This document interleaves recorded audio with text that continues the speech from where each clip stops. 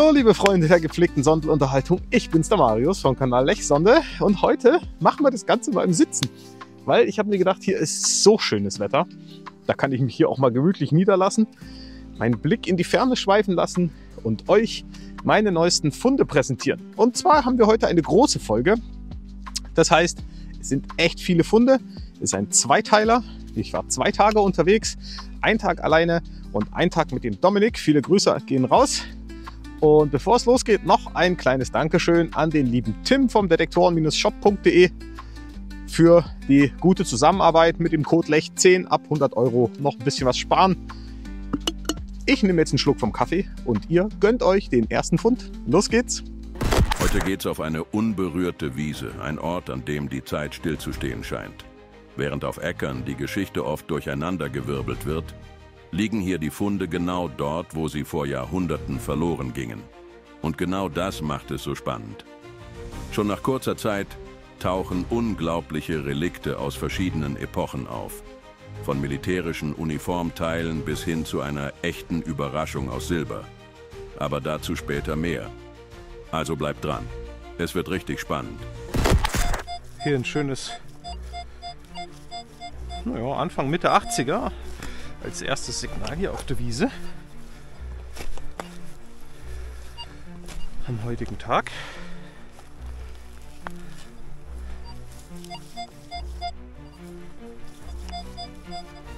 Okay, es scheint noch drin zu sein, aber kein Thema, das finden wir schon. Da unten. Das sind auf dem richtigen Weg. Ah, es ist mal rund, Leute. Münze, Knopf, meine ich natürlich. Okay, wir haben ein Knöpfchen. Leider nichts drauf. Ein einfacher Knopf, die Öse ist noch dran. Zeige ich euch. Jo, jetzt haben wir hier ein recht hohes 87er Signal, super leise und kriegt der Detektor nur sehr schlecht rein. Da bin ich jetzt gespannt.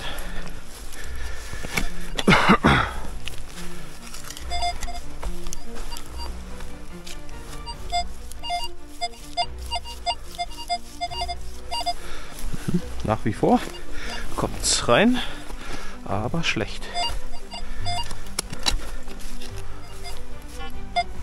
Oh, was ist das hier irgendwo drin?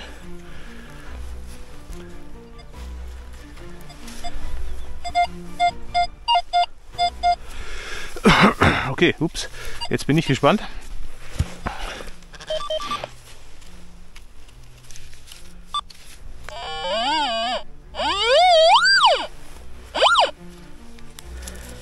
Oh, ist ein Abzeichen, glaube ich. Jo, ist es, hier hinten ist noch so eine Nadel dran. Aber eventuell ist das Abzeichen an sich ein bisschen zerbrochen. Bleibst du da? Spannend. Hier kommt schon das nächste mit Mitte 60.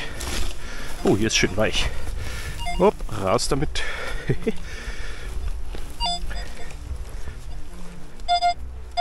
Okay, wir haben es sogar direkt erwischt. Schauen wir uns das mal an zusammen.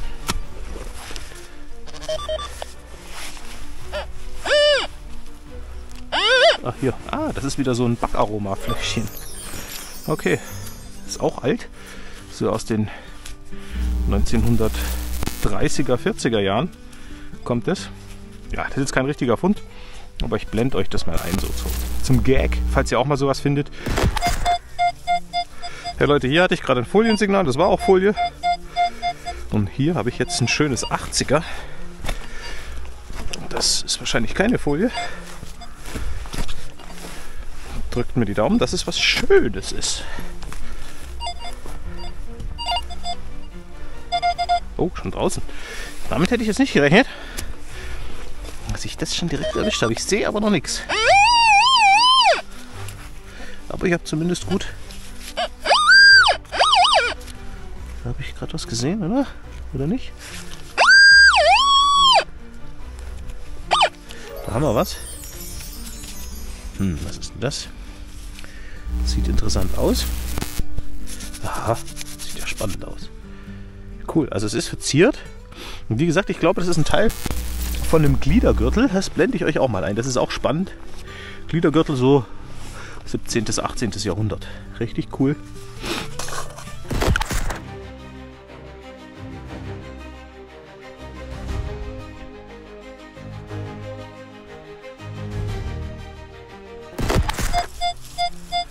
Nächstes Signal mit Mitte 60.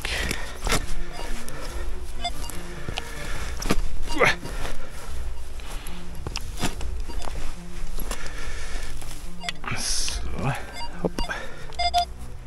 Oh, tatsächlich schon mit dem Aushub. Spannend, spannend.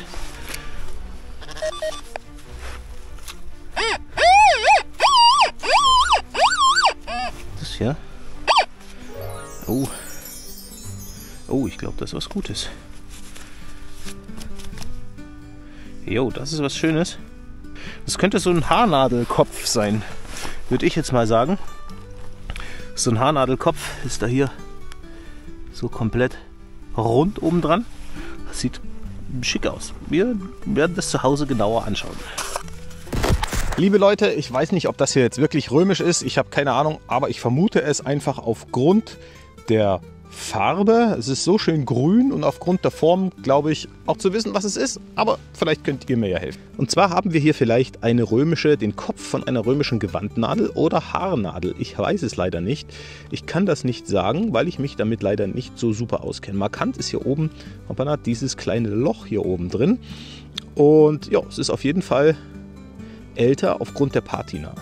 Okay, also wenn du mir jetzt was dazu sagen kannst, schreib es mir auch gerne in die Kommentare.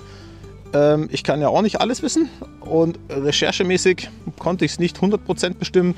Deswegen seid ihr dran und ihr seid jetzt auch dran mit dem nächsten Fund. Los geht's! Okay, hier haben wir jetzt ein 91er Signal. Da bin ich jetzt gespannt. Das ist das erste, was wir heute haben, so in dieser Höhe. Vielleicht ist es mal was Schönes zur Abwechslung. Weil die Wiese hat heute noch gar nicht gegönnt. Vielleicht fängt sie ja jetzt an.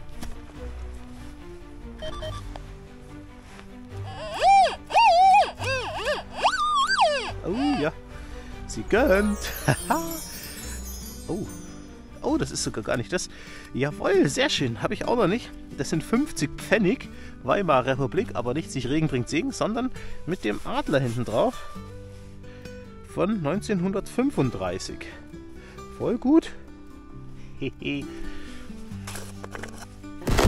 Liebe Leute, nicht jeder Fund kommt ins Coinpad und den Übergang von Tag 1 zu Tag 2 macht der Reality Check, damit ihr auch mal seht, was bei mir nicht ins Coinpad kommt. Los geht's. Wieder Alublech, irgendeine Aluhülse. Ne, das ist nix. Nix der Müll. Mal Quatsch. Leute, ein Eisenring. Wieder Eisenring. Folie. Jo, Folie. Das ist nur wieder Folie. Okay, irgendein Quatsch. Jawohl, ein Löffel. Ein doofer Löffel. Wieder nur Alufolie. Ne, ist nur Blei diesmal. Eine schlechte Patrone. Och, das ist ein Stück so Blei. Ein Teil einer Red Bull Dose. Eine Tube irgendwas. Ja, jetzt seht ihr, dass es nicht alles ins Coinpad schafft. Wir machen weiter mit Tag 2. Los geht's. 92er, Leute. So, 92. Das ist eigentlich ein guter Leitwert. Da könnte 50 Pfennig Regen bringt Segen. Eine dicke römische Kupfermünze könnte da aber auch kommen. Oder leider irgendwas BMG-mäßiges. Das weiß man nicht. Diese Steine hier, dieses echt ein Knaller. Da kommst du hier nicht. Und wenn der Stein dann raus ist, ist es jetzt wieder so ein riesengroßes Teil. Siehst du das? Aber das ist ja normal bei dir in der Gegend. Die immer so schön und weichen. Ach, siehst du? Ja gut, ne? Das hättest du mal dem Gletscher sagen müssen.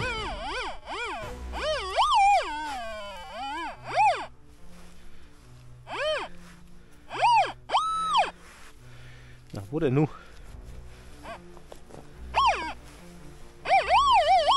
Ich sehe sie, die Münze. Was? Ah, hier. Manchmal ist man halt echt blind.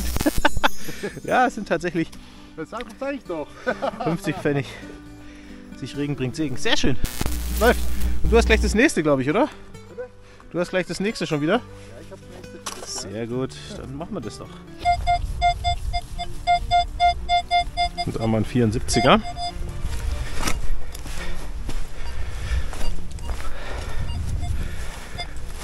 Schauen wir mal, was uns hier erwartet. Aktuell viel Blei ausgegraben. Das habt ihr aber alle nicht gesehen. Jo, raus ist es.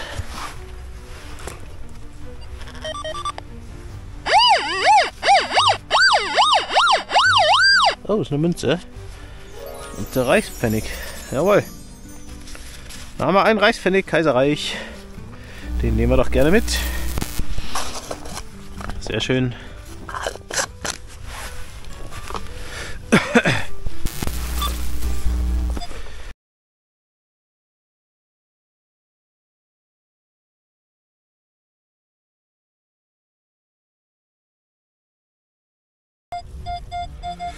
Ein schönes, stabiles 81er Signal kommt mir hier. Der Dominik hat es gefunden. Schauen mal. Der Dominik, ja, Leute, ihr seht das ja nicht, weil das ist jetzt hier eine große Folge, ist kein Run Uncut. Ich grab ein Signal. In der Zwischenzeit sondelt der Dominik weiter. Und dann meistens, also jetzt die letzte, keine Ahnung, die letzte Dreiviertelstunde,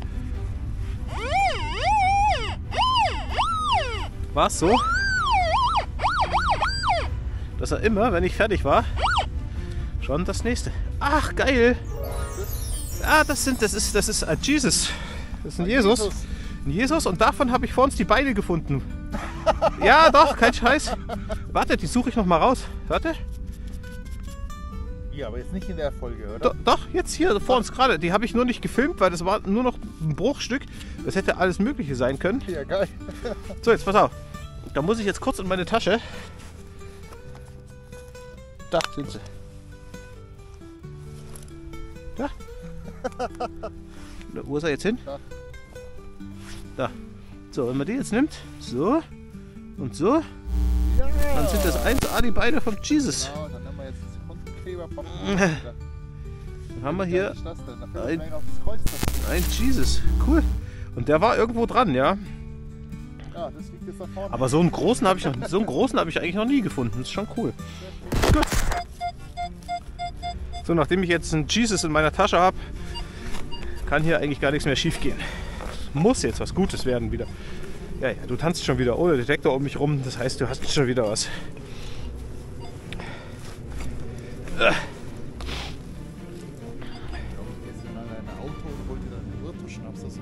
Nix gibt's.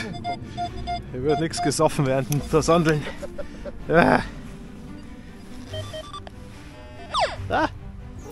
Eine Plombe. Wenn's wenigstens eine schöne. Ja, da kann man noch was erkennen. Oh ja. Ah ja, Langerringen, hier aus dem Nachbarort. Und irgendeiner Mühle, da ist ein Kreuz drauf, das habe ich noch nie gesehen. Rostwerk oder so ähnlich. Irgendwas mit Werk steht da drauf. Okay, cool.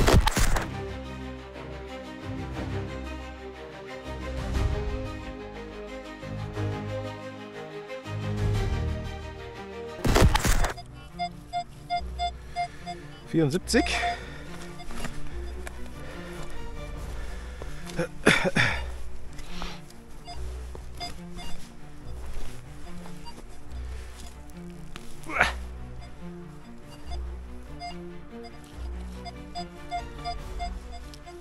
Okay.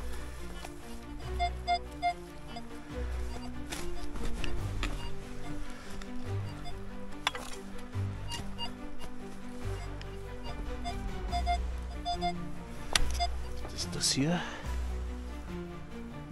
Nee, war's nicht. Okay.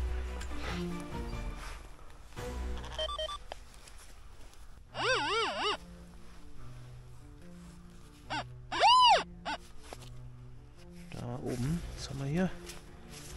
Oh, sehr gut, mal wieder ein Augsburger. Cool. Augsburger sind sehr klein.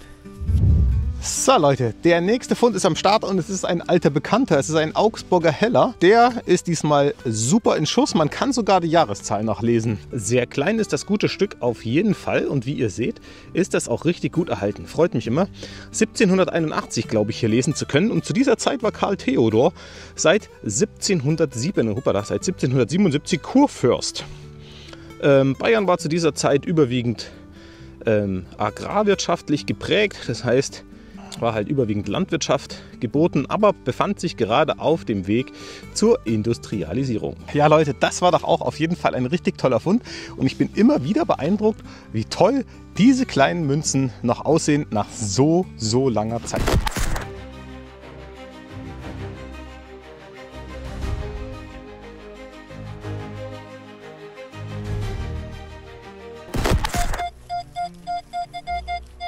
So, der Dominik hat hier was gefunden für mich. Das könnte oberflächlich sein. Wir gucken mal.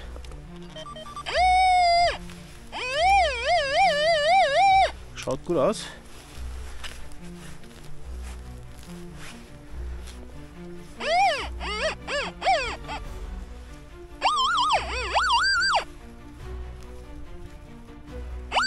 So, was haben wir hier? Oh, das ist sogar was. Leute, haben wir hier vielleicht die Fassung von irgendeinem Anhänger? Ja, liebe Leute, der Fund weiß ich noch nicht, ob der sehr spektakulär ist, aber ich muss ihn euch einfach zeigen, weil ich nicht weiß, was es ist und ich wüsste das gerne. Deswegen zeige ich ihn euch einfach mal aus der Nähe. Wir haben hier irgendetwas, was früher bestimmt mal rund gewesen ist und ihr seht, es ist hier am Rand verziert und hat hier oben dran so eine kleine Öse. Das heißt, es war mal ein Anhänger von irgendwas. Aber was könnte das gewesen sein? War da mal irgendein Bild drin? Ist das ein Rahmen von einer super kleinen Taschenuhr? Oder was ist da? Wenn du das weißt, weil du vielleicht sowas schon mal gefunden hast, dann lass es mich gerne wissen. Ist auf jeden Fall recht spannend. Ich habe keine Ahnung, was das sein soll. Ich würde tippen, dass das ein Anhänger war, wo irgendwann mal ein Bild drin war. Das ist so mein Bauchgefühl. Aber ich weiß es nicht. Weiter geht's mit dem nächsten Fund. 83. Boah.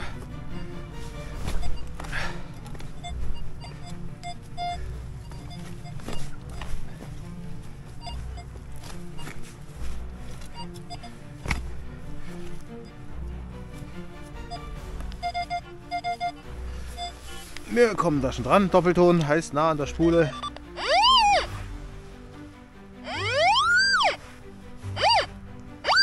Oh, das ist ein Beschlag, so wie es aussieht. Oh, der sieht richtig gut aus. Aber von was das ist, habe ich keine Ahnung. Und dann hat der Dominik ein weiteres Signal. So, hier haben wir ein Ende 50er Signal und ein bisschen Eisen. Mal gucken, was das ist.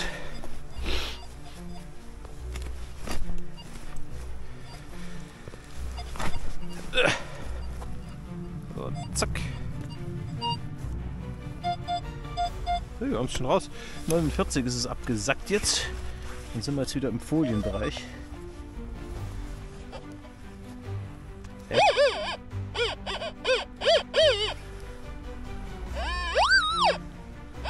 Oh, das ist eine Münze. Tatsächlich. 10 Pfennig Kaiserzeit. Oh, schön. Schönes Teil. Cool. Den nehmen wir da mit.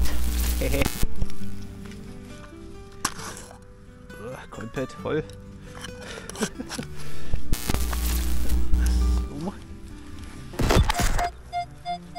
So, hier haben wir jetzt ein 80er Signal.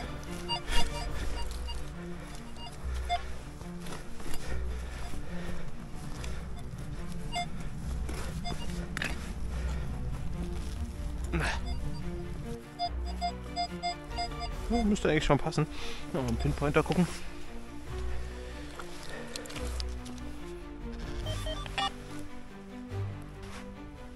Ja, Münze. Wieder. Da haben wir 10 Pfennig. Wieder wahrscheinlich Drittes Reich. Ne, Kaiserzeit wieder.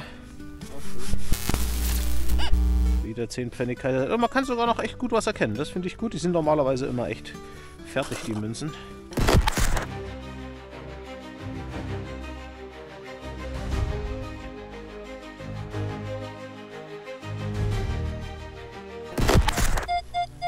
61er Signal. 60, 61. Oh, wenn wir Glück haben, liegt das sogar oberflächlich. Wenn ich das so richtig höre.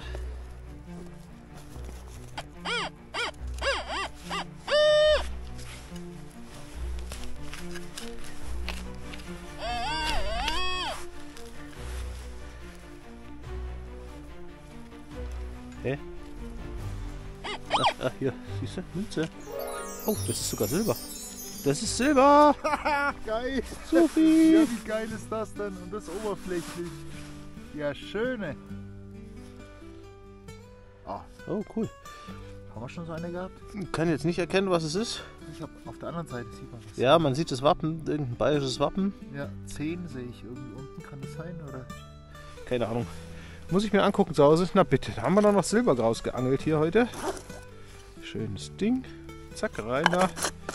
Cool, cool, cool. Sehr schön. Ja Leute, eine Silbermünze in der großen Folge ist immer ein Highlight, weil Silber ist nicht ganz so oft, kommt nicht ganz so oft unter die Spule. Ihr kennt das sicherlich von euch auch. Jetzt schauen wir uns das gute Stück mal an, weil da ist nämlich eine kleine Besonderheit dran. Die Besonderheit, das ist hier das Loch und ich denke mal, dass die jemand als Anhänger getragen hat in der Vergangenheit. Und auf dieser Seite, ich muss jetzt kurz mal gucken, wie rum, haben wir auf jeden Fall Kurfürst Karl Albrecht von Bayern. Der hat regiert von 1726 bis 1745 und wir haben hier 3 Landgroschen. Das ist echt cool. Der Kurfürst, der hat Bündnisse mit Frankreich eingegangen und verbündete sich damit gegen Österreich und so weiter. Außerdem wurde während seiner Regentschaft, ich glaube so rum ist das eher richtig, jawohl, da haben wir ihn doch. Außerdem wurde während seiner Regentschaft München weiter ausgebaut mit prunkvollen Bauten. Auf der Rückseite haben wir das Wappen, was man hier auch schön erkennen kann. Das ist echt cool mit der Krone. Und hier rechts kann man noch Groschen lesen. Hier unten die 3, die ist schon ziemlich weggeschrubbelt. Ja, und außerdem habe ich mir noch so ein paar Sachen aufgeschrieben, passend zu der Münze. In Polen zum Beispiel ging der Thronfolgekrieg los und beginnt mit dem Tod von August dem Starken. Dann zur Wirtschaft und zur Kaufkraft von so einer Münze, das ist was mich auch immer interessiert. Ein Gulden war früher ungefähr 30 Euro wert. Also wenn man das so umrechnen möchte, Kaufkraft von 30 Euro gehabt. Und ein Gulden bestand aus 24 Groschen. Ein Landgroschen sind also ein 24, also 1,25 Euro. Aber was konnte man dafür kaufen? Man konnte dafür kaufen, habe ich mir auch rausgesucht, 1 Pfund Brot, 1 bis 2 Liter Bier, 250 bis 500 Gramm Fleisch, 2 bis 3 Liter Milch, ein halbes bis 1 Kilogramm Salz oder man konnte damit 1 bis 2 Stunden Lohn für einen einfachen Arbeiter bezahlen mit dieser kleinen Münze, überlegt euch das mal. Und man konnte auf dem Land eine einfache Unterkunft damit bezahlen. Welche Geschichte jetzt genau hinter dieser Münze steckt, warum die da liegt, das wiederum ist Kopfsache, das kann sich jeder von euch selber ausdenken. Ja, ihr Lieben, das war eine richtig tolle Folge, richtig vollgepackt. Jetzt gibt es noch einen weiteren Schluck Kaffee für mich.